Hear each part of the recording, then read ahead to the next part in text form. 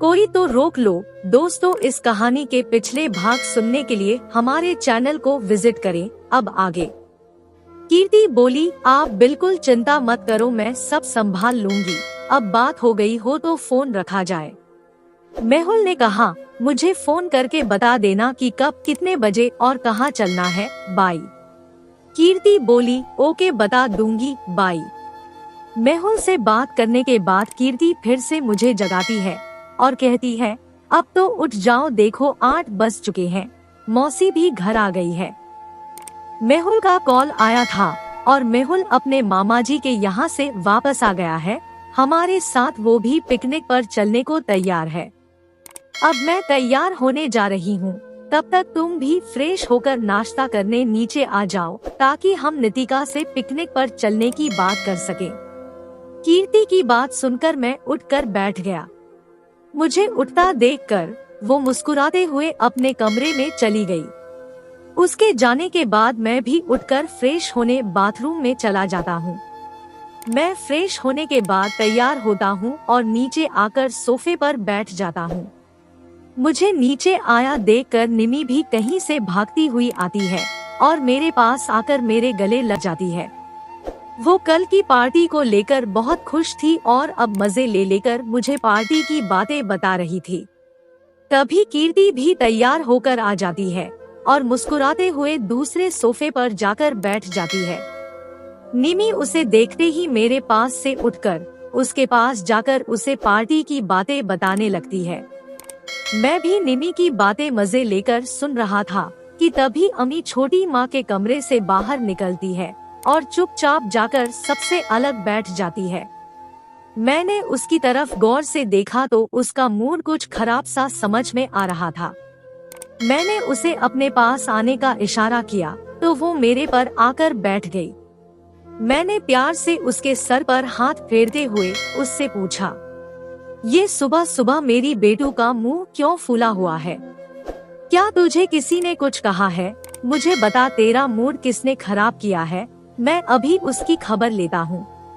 अम्मी ने मेरी बात सुनते ही मुझ पर गुस्सा दिखाते हुए कहा, मुझे आपसे कोई बात नहीं करनी।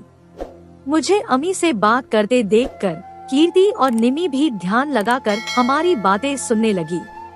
मैंने अम्मी को मुझ पर गुस्सा करते देखा तो मुझे समझ में आ गया कि वो मेरी ही किसी बात से नाराज है। मैंने उससे पूछा, इसका मतलब है कि मेरी बेटू मेरी ही किसी बात से नाराज है? लेकिन मुझे पता तो चले कि मैंने ऐसा क्या कर दिया जो तुझे मुझसे बात नहीं करना। अम्मी बोली, आप हमारे साथ पार्टी में क्यों नहीं गए? वहाँ कितना मजा आ रहा था, मगर मेरे साथ तो कोई नहीं था। मैं सारे समय पार्टी में अकेली ही घूमती रही, मुझे पार्टी में बिल्कुल भी मजा नहीं आया। मैं बोला, क्यों, तेरे साथ निमी तो थी ना? अम्मी बोली, कहाँ भैया, ये तो उधर के छोटे छोटे बच्चों के साथ मिलकर बहुत हुड़दंग करती रही, मेरे पास तो रुकी ही नहीं। मैं बोला, तो तू भी उनके साथ मिलकर उधम करती ना, तुझे ऐसा करने से किसने मना किया था? अम्मी बोली, अब मैं छोटी थोड़ी हूँ जो छोटे छोटे बच्चों के साथ मिलकर उधम करती। वो बच्चे तो इतने शैतान थे कि उनने सबकी नाक में दम कर रखा था और ये निमी भी उनके साथ मिलकर उनके ही जैसी बन गई थी। मैं बोला, चल अब उस बात को जाने दे, तू मुझसे नाराज है ना, तो आज मैं तुझे पिकनिक पर ले चलता हूँ। वहाँ तू मेरे साथ बहुत मजा कर लेना, अब तो अपना मूड सही कर ले। मेरी बात सुनते ही अम्मी खुश हो गई और फौरन मेरे गले से लग गई, लेकिन ये बात सुनते ही निमी मुझे गुस्से में देखने लगी। मैंने उसकी तरफ देखा तो मुस्कुराते हुए कहा, अब तू क्यों मुझे घूर रही है? क्या तुझे हमारे साथ पिकनिक पर नहीं जाना है? मेरी बात सुनकर निमी के चेहरे पर भी मुस्कुराहट आ गई और वो दौड़ते हुए मेरे पास आकर मेरे गले से लग गई। फिर उसने ये बात छोटी माँ को बताने की बात बोली और अम्मी को अपने साथ लेकर छोटी माँ के पास चली गई। उनके जाने के बाद मैंने मुस्कुराते हुए कीर्ति की तरफ देखा, लेकिन अब कीर्ति का चेहरा उतरा हुआ था। उसका उतरा हुआ चेहरा देखकर मुझे ये समझते देर नहीं लगी कि अम्मी निमी को अपने साथ ले जाने वाली बात कीर्ति को पसंद नहीं आई है। लेकिन अमी निमी को अपने साथ ले जाने वाली बात पर कीर्ति का इस तरह से अपना चेहरा उतार लेना मुझे जरा भी अच्छा नहीं लगा और मेरा पिकनिक पर जाने का सारा मूड खराब हो गया। मगर मैं अपनी वजह से कीर्ति की पिकनिक को खराब करना नहीं चाहता था, इसलिए मैंने अपने मन की बात को मन में ही दबाते हुए कीर्ति से कहा, अब तुझे क्या हुआ? क्या तुझे अमी निमी के पिकनिक पर जाने से कोई परेशानी है? कीर्ति बोली, मुझे उनके जाने से कोई परेशानी नहीं है, लेकिन तुझे ये सोचना था कि ये पिकनिक हमने बड़े बड़ों के लिए रखी है। पता नहीं वहाँ कौन क्या हरकत करता है, क्या ऐसे में इनको साथ ले जाना सही है? कीर्ति की इस बात से मुझे उसके इस तरह से चेहरा उतार लेने का मतलब समझ में आ गया था। असल में उसे रिया और राज की वजह से इस बात का डर सता रहा था कि वो अमी निमी के सामने कोई उल्टी सीधी हरकत ना कर दे। उसकी ये बात समझ में आते ही मैंने मुस्कुराते हुए उससे कहा, तू फिक्र मत कर, जैसा तू सोच रही है वैसा कुछ भी नहीं होगा और इनकी वजह से तेरी पिकनिक भी खराब नहीं होगी। इस सब की जिम्मेदारी मैं लेता हूँ। अब रही इनको साथ ले जाने की बात, तो तू ये अच्छी तरह से जानती है कि मैं इनका उतरा हुआ चेहरा नहीं देख सकता। कीर्ति बोली, अब जब तूने इनको चलने के लिए बोल ही दिया है तो फिर हम कमाल को भी साथ ले चलते हैं, कम से कम वो इनका दिल तो बहलाए रहेगा। मैं बोला, हाँ ये ठीक रहेगा, तू उसे अभी ही कॉल कर दे, वो तो पिकनिक के नाम से भागा चला आएगा। इसके बाद कीर्ति ने सबसे पहले नितिका को कॉल करके पिकनिक पर चलने का पूछा। नितिका ने कहा कि वो राज, रिया और शिल्पा से बात करके अभी वापस कॉल लगाती है। नितिका से बात होने के बाद कीर्ति ने कमल से पिकनिक पर चलने की बात कही तो वो फौरन चलने को तैयार हो गया। कमल से बात होने के फौरन बाद ही नितिका का कॉल आ गया और उसने बताया कि सब पिकनिक पर चलने को तैयार है। कीर्ति ने उससे कहा कि हम लोग 10:30 बजे तेरे घर आ जाएंगे, तुम लोग तैयार रहना। नितिका से बात करने के बाद उसने मेहुल को भी फोन करके सारी बातें बता दी। जब उसकी सबसे बातें हो गई तो मैंने उससे पूछा, हमें तो दोपहर के खाने के बाद चलना था, फिर तूने नितिका को 10:30 बजे का टाइम क्यों दिया? कीर्ति बोली, हम लोग घर से नाश्ता करके निकलेंगे और खाना पिकनिक में ही खाएंगे।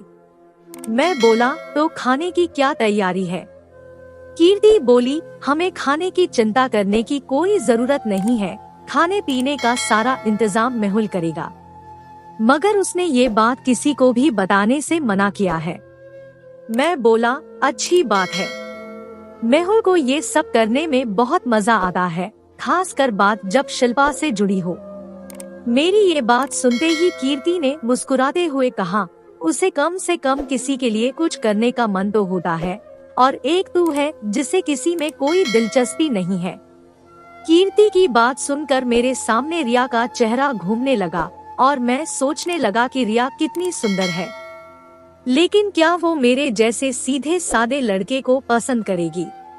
मैं अभी अपने इन्हीं ख्यालों में खोया हुआ था कि तभी कीर्ति ने मुझे टोकते हुए कहा, कहाँ खोया है, जल्दी से जाकर तैयार हो जा, तब तक मैं अमी और निमी को भी तैयार कर देती हूँ। कीर्ति की बात सुनकर मैं अपने कमरे में आकर तैयार होने लगा। मैंने एक ब्लैक टी शर्ट और ब्लू जीन्स पहनी और फिर नीचे आ गया। अमी निमी भी तैयार हो चुकी थी और कीर्ति कपड़े बदलने चली गई थी। मैं कीर्ति के आने का इंतजार करने लगा। कुछ ही देर बाद कीर्ति भी तैयार होकर आ गई। आज उसने व्हाइट शॉर्ट शर्ट और ब्लैक जीन्स पहना था, जिसमें वो हमेशा की तरह बहुत सुंदर लग रही थी। मगर आज मैंने उसके कपड़ों पर ज्यादा ध्यान नहीं दिया। कीर्ति के आते ही हम सब नाश्ता करने लगे। इसी बीच कमल भी आ गया और वो भी हमारे साथ नाश्ते में शामिल हो गया। नाश्ता करने के बाद मैंने ड्राइवर को टाटा सफारी निकालने को बोला और फिर हम लोग नितिका के घर के लिए निकल गए। जब हम लोग नितिका के घर पहुँचे तो नितिका और शिल्पा बाहर खड़ी हमारा ही इंतजार कर रही थी। शिल्पा ने स्कर्ट टॉप पहना था और नितिका रेड सलवार सूट में थी। कुछ ही देर में राज और रिया भी आ गए। रिया ने ब्लैक टी शर्ट और ब्लू जीन्स पहना था, जबकि राज पैंट और शर्ट में था। एक एक करके सब गाड़ी में बैठने लगे। अमी, निमी और कमल पहले से ही सबसे पीछे वाली सीट पर बैठे थे। मैं और राज ड्राइवर के बाजू वाली सीट में आकर बैठ गए। कीर्ति, रिया, नितिका और शिल्पा बीच वाली सीट में बैठ गई और फिर हम पिकनिक के लिए निकल गए। करीब 1 घंटे के सफर के बाद हम लोग वाटरफॉल पहुंच गए। वाटरफॉल चारों तरफ पहाड़ियों से घिरा हुआ था और वहां दूर दूर तक प्राकृतिक सुंदरता बिखरी पड़ी थी। लोग अक्सर शांति की तलाश में या फिर हमारी तरह पिकनिक मनाने वहां आया करते थे। वहां सिर्फ बहुत ऊंचाई से गिरते झरने की आवाज के सिवा कोई शोर सुनाई नहीं दे रहा था। वो स्थान शहर से दूर होने की वजह से वहां ज्यादा भीड़ भाड़ नहीं थी। हमारे वहां पहुंचते ही हमारा स्वागत मेहुल ने किया। वो हम लोगों से पहले वहां पहुंच गया था और उसने वहां खाने पीने का सारा इंतजाम करके रखा था। मेरे और कीर्ति के अलावा सभी वहां मेहुल को देखकर चौंक गए। मेहुल को अपने सामने देखकर शिल्पा की खुशी का तो कोई ठिकाना ही नहीं था। मेहुल ने उसे देखकर आंख मारी और वो मेहुल की इस हरकत से शर्मा गई।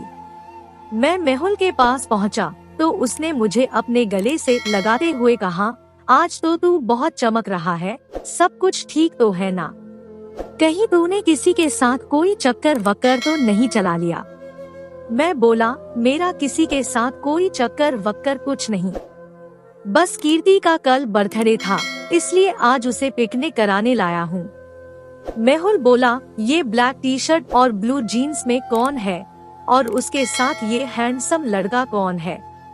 मैं बोला, ये नितिका के कजिन है और मुंबई से आए हैं। मेहुल बोला, यार ये लड़की तो अपने हुस्न से सारी दुनिया जला सकती है। मेरी मान तो तू इसे अपनी दोस्त बना ले, तेरी लाइफ बन जाएगी। मेहुल की बात सुनकर मैं मुस्कुरा दिया, लेकिन इससे पहले कि मैं कुछ बोल पाता, कीर्ति और शिल्पा हमारे पास आ गई। कीर्ति ने हमारे पास आते ही हमसे कहा, आप लोग बात ही करते रहोगे या अब कुछ घूमना फिरना भी होगा? तब तक बाकी सब लोग भी हमारे पास आ चुके थे। कीर्ति ने रिया और राज का परिचय मेहुल से करवाया। इसके बाद मेहुल सबको बाहर लेकर आ गया, जहां उसने सबके खाने पीने और बैठने का इंतजाम किया था। वहां आकर हम सब बैठ गए। फिर मेहुल ने कीर्ति से कहा, यहाँ घूमने फिरने के लिए हम सब 2-2 या 3-3 के ग्रुप में बंट जाते हैं। मैंने तो सोच लिया है कि एक ग्रुप मेरा और शिल्पा का होगा, अब बाकी लोग भी अपना अपना ग्रुप बना लो। मेहुल की ये बात सुनकर मुझे अच्छा लगा, क्योंकि मैं रिया के साथ रहना चाहता था, लेकिन मेरी ये बात बोलने की हिम्मत नहीं हो रही थी, ना ही किसी और ने भी कुछ बोलने की कोई उत्सुकता दिखाई। तब मेहुल ने ही सबका ग्रुप बनाते हुए कहा, लगता है आप लोगों की समझ में नहीं आ रहा कि आप किसके साथ ग्रुप बनाएं, इसलिए आपकी ये मुश्किल मैं आसान किए देता हूँ।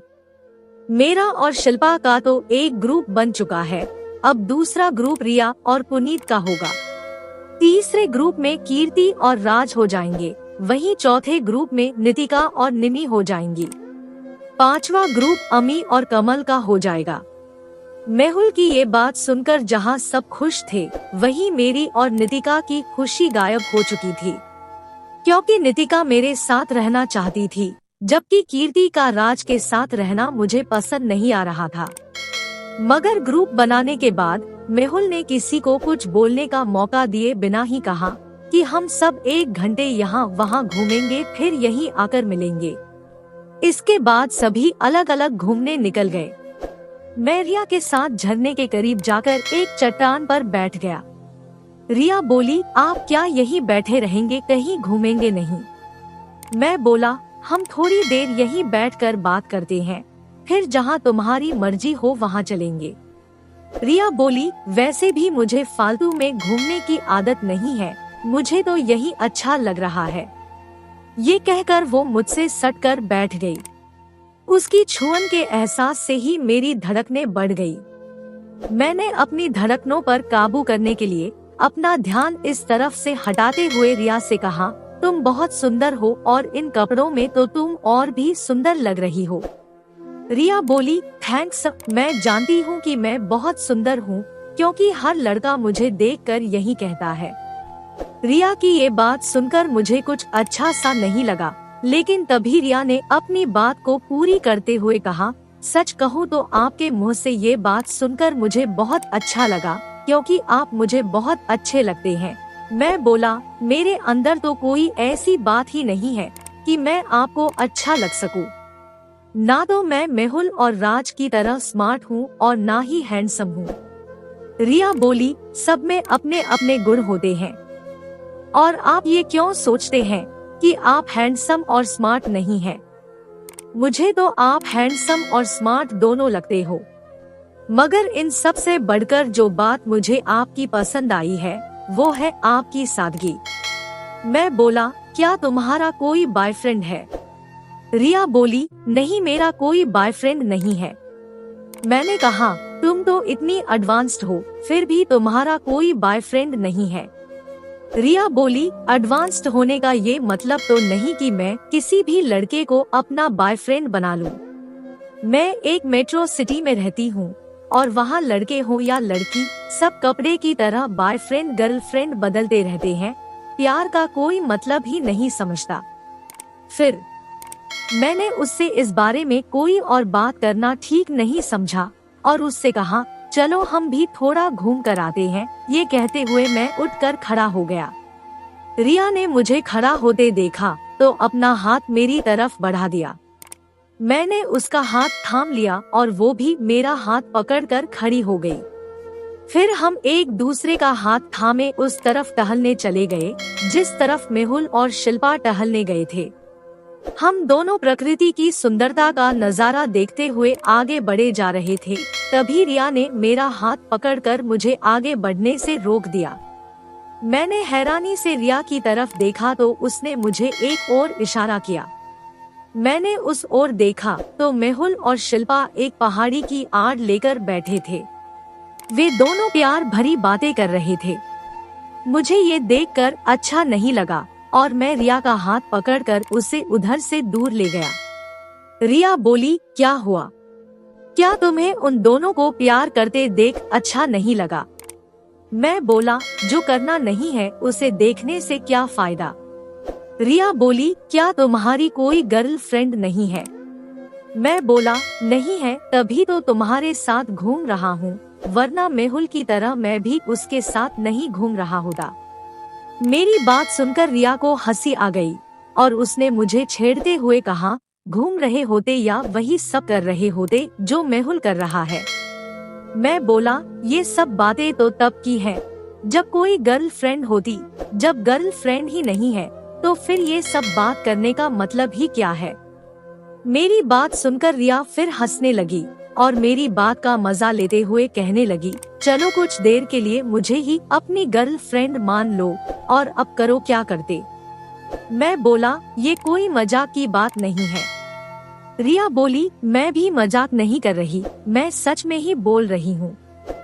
दोस्तों, इस कहानी का अगला भाग देखने के लिए चैनल को सब्सक्राइब करें और कमेंट करके हमें बताएं कि ये कहानी आपको कैसी लगी। कहानी सुनने के लिए आपका बहुत बहुत धन्यवाद।